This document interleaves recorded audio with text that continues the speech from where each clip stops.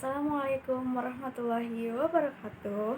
Saya Kariri Multiani. Di sini saya akan menjelaskan tentang aspek perpajakan atas transaksi tanggung jawab sosial perusahaan. Yang pertama, ada pengertian tanggung jawab sosial perusahaan yang dapat didefinisikan sebagai mekanisme bagi suatu organisasi untuk secara sukarela mengintegrasikan perusahaan terhadap lingkungan dan sosial ke dalam operasinya dan interaksinya dengan stakeholder yang melebihi tanggung jawab organisasinya di bidang itu. Tanggung jawab sosial secara lebih sederhana dapat dikatakan sebagai timbal balik perusahaan kepada masyarakat dan lingkungan sekitarnya, karena perusahaan telah mengambil keuntungan atas masyarakat dan lingkungan sekitarnya. Nah, aspek perpajakan CSR sendiri diatur dalam Undang-Undang tentang Perseroan Terbatas Nomor 40 Tahun 2007 yang disahkannya tanggal 20 Juli 2007. Ditinjau dari sudut pandang perpajakan, program CSR yang dilaksanakan di perusahaan-perusahaan dapat terkait dengan PPh maupun PPN. Dari sudut PPh sendiri, perusahaan biasanya harus memilih strategi sehingga semua biaya yang dikeluarkan untuk program CSR yang dipilih dapat dibebankan sebagai biaya mengurangi laba kena pajak. Nah, kalau dari sudut PPN, perusahaan biasanya memilih strategi sehingga barang atau jasa yang diberikan kepada pihak penerima tidak terhutang PPN atau kalaupun terhutang seminimal mungkin. Strategi ini diambil dengan asumsi bahwa semua program CSR yang dipilih oleh perusahaan adalah benar-benar untuk maksud yang mulia, peningkatan kualitas sumber daya alam maupun peningkatan aspek sosial dan kesejahteraan rakyat. Dengan demikian, apapun program yang dipilih perusahaan dapat keringanan dan kemudahan dalam aspek perpajakannya. Perkembangannya secara signifikan, tanggung jawab sosial perusahaan di Indonesia ditandai dengan Undang-Undang Perseroan Terbatas Nomor 40 Tahun 2007 yang disahkan tanggal 20 Juli 2007 yang mengharuskan perseroan untuk melaksanakan tanggung jawab sosial. Pada pasal 74 Undang-Undang Perseroan Terbatas menyatakan bahwa perseroan yang menjalankan kegiatan usahanya di bidang dan atau berkaitan dengan sumber daya alam wajib melaksanakan tanggung jawab sosial dan lingkungan. Perseroan yang tidak melaksanakan kewajiban tersebut akan dikenai sanksi sesuai dengan ketentuan peraturan perundang-undangan. Dengan adanya ini, perusahaan khususnya perseroan terbatas yang bergerak di bidang atau berkaitan dengan sumber daya alam harus melaksanakan tanggung jawab sosialnya kepada masyarakat. Nah, di bidang kemasyarakatan, perusahaan dapat melaksanakan program tanggung jawab sosialnya ke masyarakat berupa aktivitas di bidang pendidikan dan kesehatan.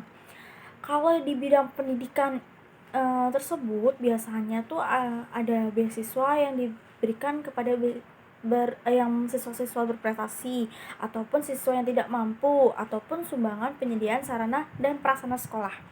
Kalau di bidang kesehatan, perusahaan biasanya memberikan bantuan penyediaan antara sarana dan prasarana kesehatan seperti puskesmas, program kitan massal, imunisasi untuk masyarakat umum dan program lainnya. Apabila CSR sendiri berupa pemberian beasiswa yang nantinya ada ikatan kerja dengan perusahaan, maka dari sudut pandang pajak penghasilan atau PPh-nya merupakan biaya yang dikeluarkan oleh perusahaan dapat dibebankan pada laba perusahaan.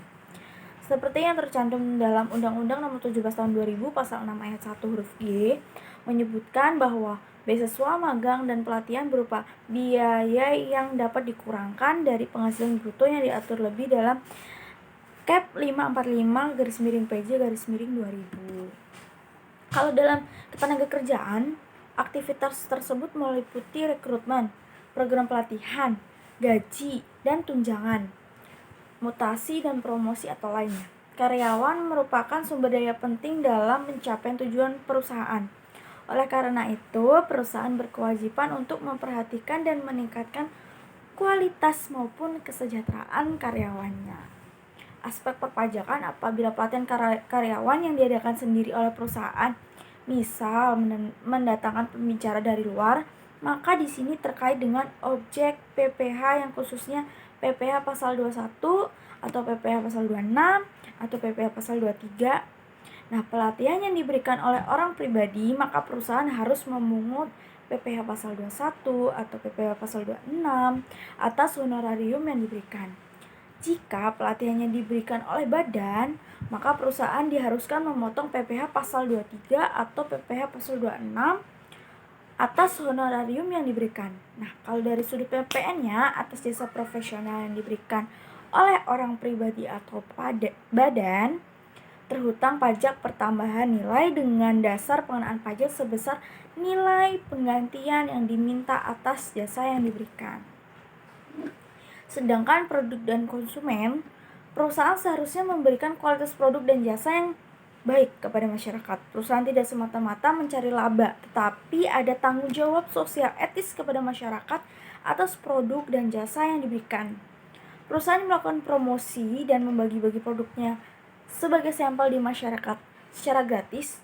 Di aspek pajak penghasilan, biaya yang dikeluarkan bukan biaya yang dapat dikurangkan dari penghasilan bruto, karena merupakan pemberian kenikmatan atau natura seperti yang diatur dalam Undang-Undang Nomor 17 Tahun 2000 Pasal 9 Ayat 1 huruf E. Dari aspek PPN, perusahaan juga terhutang PPN atas produk yang diberikan secara cuma-cuma dengan DPP atau dasar pengenaan pajaknya sebesar harga jual dikurangi laba kotor.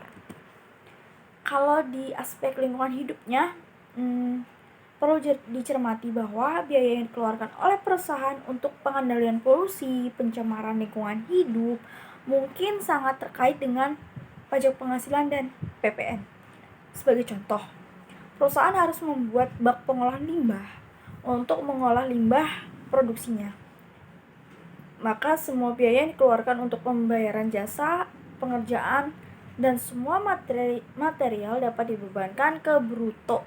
Tetapi perlu diketahui bahwa atas pembayaran jasa atau imbalan akan terhutang PPh pasal 211, pasal 26 Undang-Undang PPh atau pasal 23, pasal 26 Undang-Undang PPh. Sedangkan pengadaan materialnya terhutang PPN yang harus dibayar oleh perusahaan. Nah, kesimpulannya di sini, saat ini perusahaan dituntut tidak hanya untuk mendapatkan keuntungan semata, tetapi juga dituntut memberikan tanggung jawab sosial kepada masyarakat dan lingkungan sekitarnya. Di pihak lain, perusahaan khususnya perseroan terbatas harus mematuhi peraturan yang berlaku apabila ingin terus beroperasi. Disahkannya Undang-Undang tentang Perseroan Terbatas Nomor 40 Tahun 2007 pada tanggal 20 Juli 2007 mewajibkan perseroan terbatas yang bergerak di bidang atau berkaitan dengan sumber daya alam untuk melaksanakan tanggung jawab sosial kepada masyarakat dan lingkungan. Jika perusahaan tidak mematuhi, maka mendapatkan sanksi sesuai peraturan yang berlaku. Perusahaan dalam menerapkan program CSR harus memperhatikan aspek perpajakan yang berlaku, baik aspek pajak penghasilan atau PPh ataupun pajak pertambahan nilai atau PPN. Suatu hal yang disayangkan jika bantuan atau sumbangan yang diberikan oleh perusahaan yang bertujuan untuk meningkatkan kualitas kehidupan dan lingkungan ternyata tidak dapat diakui sebagai pengurang dari penghasilan bruto perusahaan. Nah, di lain pihak pemerintah tidak mampu memenuhi semua kebutuhan untuk meningkatkan kualitas kehidupan masyarakat, baik di bidang pendidikan, kesehatan, dan kesejahteraan. Memang ada kemungkinan perusahaan akan menyalahgunakan peraturan perpajakan mengenai tanggung jawab sosialnya, seperti bantuan sumbangan sehingga mengurangi pajak yang berhutang, tetapi dengan memperjelas peraturan yang mengenai bentuk dan jenis sumbangan yang boleh dikurangkan, daftar nominatif atau ketentuan lainnya tidak menghambat perusahaan untuk menunaikan tanggung jawab sosialnya. Nah, sekian penjelasan dari saya, kurang lebihnya mohon maaf. Wassalamualaikum warahmatullahi wabarakatuh.